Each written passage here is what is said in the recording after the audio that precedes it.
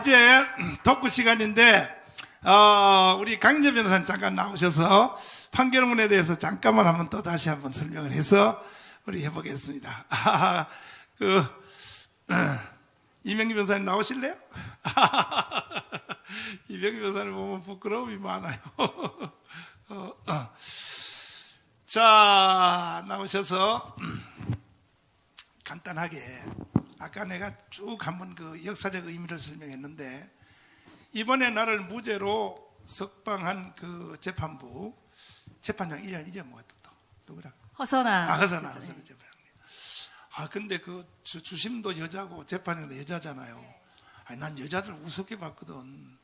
저 앞뒤가 꼭 막혀가지고 말이야. 그냥 또 법률 몇 점 몇 항에 의하면 정강훈 너는 뒤져라. 난 그럴 줄 알고 저 어떻게 하면 좋나. 여자들 융통성도 없어서 난 죽었다 이러는데 그 여자들 다르대요. 세상에. 그 허선아 재판장은 그 올해 변호사들이 뽑은 좋은 판사에도 들어가 있는 재판장이고, 그렇구나. 그 옆에 주심이 이제 말씀하신 또 여자 판사였는데, 그 재판 중에 그 우리 전문가 분들이 증인으로 나오셔가지고 이 외교 안보, 지금 문재인이 나라를 어떻게 망치고 있는지, 주사파 정부 이 모든 것들에 대해서 굉장히 길게 얘기하는 내내. 그러니까 이제 최강 장관님이 증인으로 나오셨죠. 네네. 또 여기 와 계신 이충근 박사님 잠시 후에 나오셨습니다만은 증인 나오셨잖아요. 네네. 또 이동호 교수님 나오시고 또 이재호 장관 나오시고 기라성 같은 증인들이 나오셔서 내가 연설하는 말이 맞다 그랬지 않습니까? 맞습니다. 목사님이 지금까지 해오신 주장에 대해서 더 강력하게 그 사실을 근거로 해서 말씀을 하시는데, 그 내내 이 여자 재판장님, 그 주심 판사가 굉장히 귀를 기울이고 경청을 했었습니다. 속된 말로요. 네. 이 재판부가 내 말 들으면 안 되는데. 하지 마세요. 솔직히 그 판사님들이 우리 재판 통해서 공부를 많이 했어요. 그때 제가 느끼기에도 사실 판사들이 시간이 워낙 없어서 오히려 세상 돌아가는 부분에 일반 국민들보다도 모를 수가 있는데, 재판 내내 이 전문가들이 하는 얘기, 그리고 우리가 제시하는 근거들, 자료들 이런 걸 보면서 목사님이 왜 지금까지 이와 같은 일들을 해왔는지에 대한 이해는 충분히 됐던 것 같습니다. 그러니까 이제 첫째로 이제 이충근 박사님 잠시 후에 나오겠습니다만은 한미동맹을 파괴했다. 와서 이충근 박사님이 딱 증언하니까 한미동맹이 파괴 안 됐는데 왜 자꾸 파괴됐다고 정강훈 떠들어? 그렇죠. 그 우리 논리는 뭐냐면 파괴가 안 됐으면 왜 회복한다는 말을 왜 쓰냐고. 자꾸 언론도 그렇고 한미동맹을 복원해야 된다. 복원. 아니 안 파괴됐으면 왜 복원해야 된단 말이야. 그 다음에 최강 장관님 나오셔서 소득 주도 경제 성장은 인류가 한 번도 써보지 않는 이론인데 유엔 보고서에서 한번 슬쩍 지나간 내용인데 그것을 소득 주도 경제 성장 아주 신랄하게 내가 또 이렇게 또 역질문했잖아요. 최강 장관님한테. 장관님 그 재판부 사실 들으라고 하는 거예요.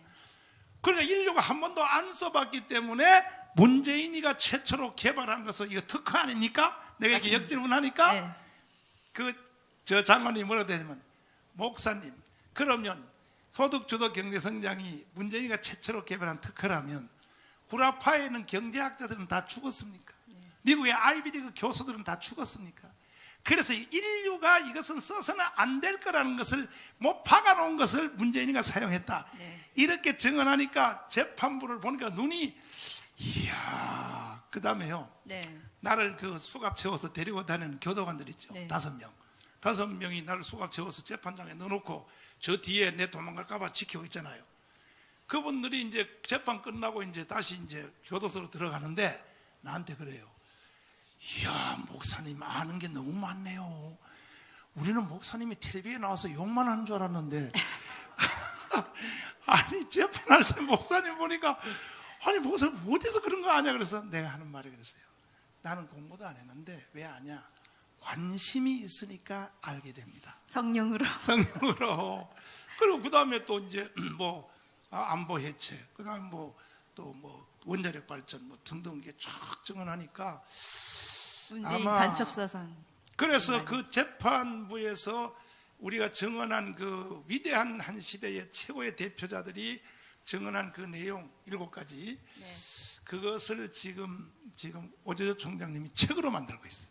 네. 책으로 만들고. 네. 이거는 한 시대의 내용이다 해가지고 책으로 만들고 있는데, 그래서 어쨌든 간에 그렇게 아무리 설명을 잘 해도 판사님들이 못 알아들어버리면 결국 안 되는 거 아니에요. 그죠? 네. 네. 근데 판사님들이 재판 과정 중에서 표정과 그다음에 우리한테 역질문하는 거, 그런 걸 봐서 느낌을 변호사님은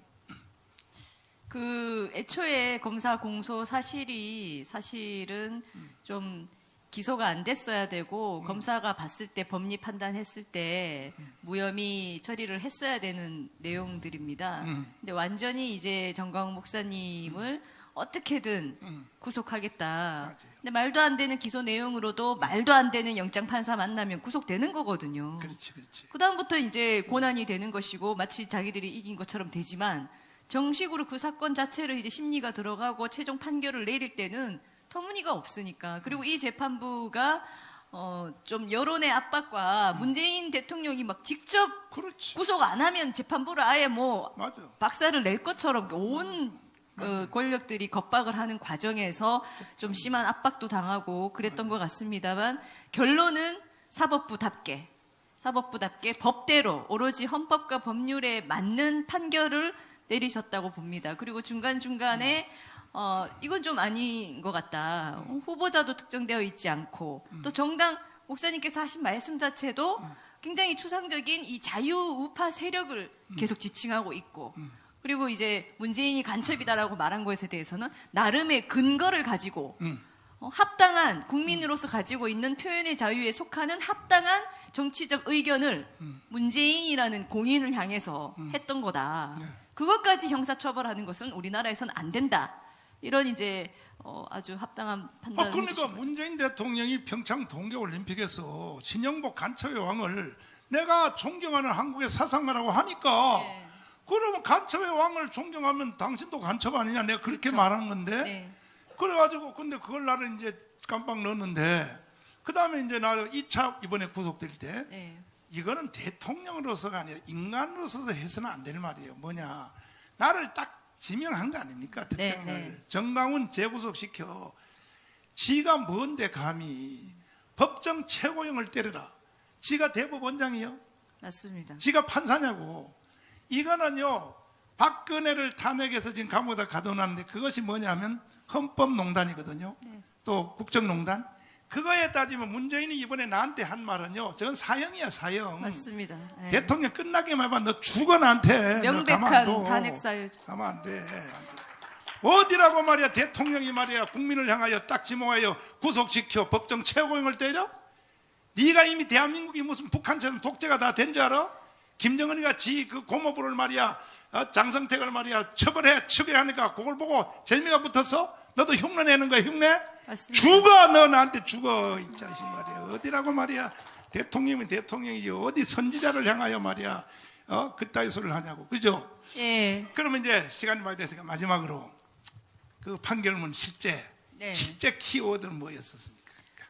제일 핵심 것은 핵심은 제가 봤을 때는 이 표현의 자유민주 국가인 그렇지. 대한민국에 헌법이 보장하고 있는 표현의 자유, 그렇지. 온 국민이 다 가지고 있는 이 표현의 자유를 함부로 형사 처벌의 대상으로 삼아서는 안 된다라는 것에 대해서 좀 선언을 했다라고 보여지고요.